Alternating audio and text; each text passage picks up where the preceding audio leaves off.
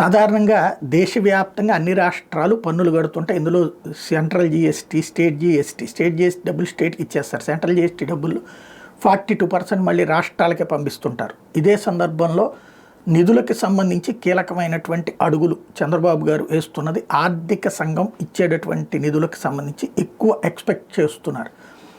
దానికి కీలకమైనటువంటి అడుగు నరేంద్ర మోడీ ఓకే చేయాలి. అయితే ఒక్క ఆంధ్రప్రదేశ్ కోసమని చేయడం ఉండదు. ఇక్కడ బాబు గారు పంపించిన సందేశం ఏంటయ్యా అంటే, గతం నుంచి కూడా జనాభా ప్రాతిపదికన పన్నుల విభజన అనేది ఉంటుంది. అంటే నీ రాష్ట్రంలో ఉన్న జనాభా ఆధారంగా సగటున ఇంత అనిస్తుంటారు. దక్షిణాది రాష్ట్రాలు ఇద్దరు పిల్లల్ని ఒక్క పిల్లల్ని కనటం వలన జనాభా సంఖ్య తగ్గిపోయింది. ఇప్పుడు ఆర్థిక సంఘ నిధులేమో ఎక్కువ జనం కానీ ఎలాంటి కంట్రోల్ లేనటువంటి చోట్లకి ఎక్కువ డబ్బులు వస్తున్నాయి. దాన్ని సరిచేసి మా ప్రాంతాలకి సరైనటువంటి నిధులు కావాలి అన్నటువంటి సందేశాన్ని పంపించారు. అది మరి మోడీ దాన్ని ఎలా సాల్వ్ చేస్తారో చూడాలి.